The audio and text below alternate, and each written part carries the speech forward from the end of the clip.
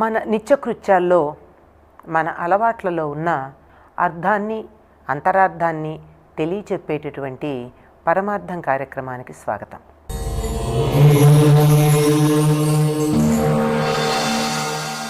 మనకింట్లో పెద్దవాళ్ళు కనుక ఉన్నట్టయితే పూర్వులు త్వరగా నిద్రలేవమని చెప్తూ ఉండేవారు. సూర్యోదయానికన్నా ముందే నిద్ర లేవాలి అని, అలా లేవకపోతే దరిద్రం అని చెప్తారు. అది దరిద్రం ఏమిటి?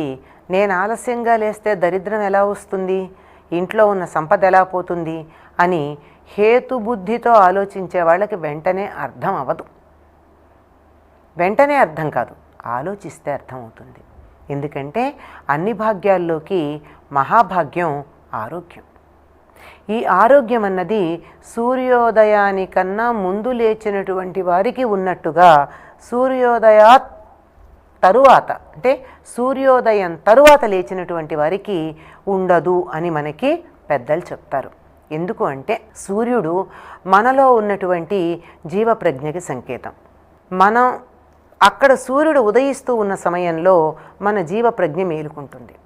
అలా మేలుకున్న సమయంలో పడుకోమని చెప్పి దాన్ని చిచ్చుకొట్టి మనం కూడా పడుకున్నట్టయితే అది ఎప్పుడు మేలుకుంటుందండి?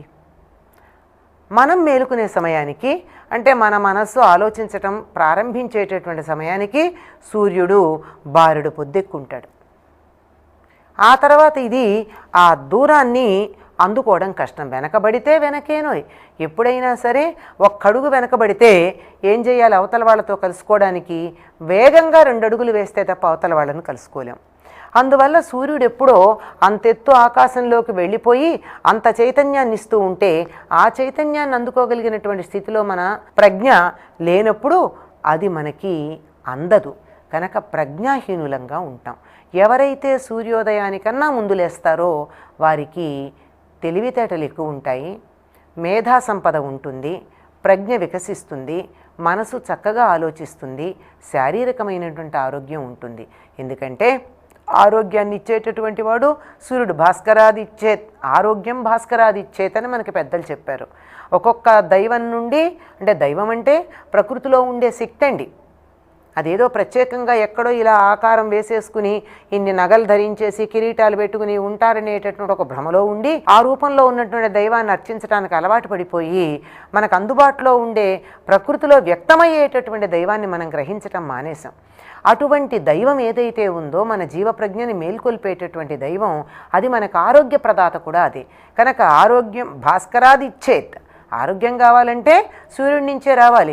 అటువంటి సూర్యుడు మనకి దూరంగా వెళ్ళిపోయిన తర్వాత మనం లేచి అందుకుందామని ప్రయత్నం చేస్తే ఎంత కష్టం అవుతుంది. కనుక శారీరక మానసిక ఆరోగ్యాలు ఉండి మేధా సంపద అభివృద్ధి చెందాలి అంటే సూర్యోదయానికన్నా ముందే నిద్ర లేవాలి అని చెప్పి మనకి పెద్దవాళ్ళు చెప్పారు.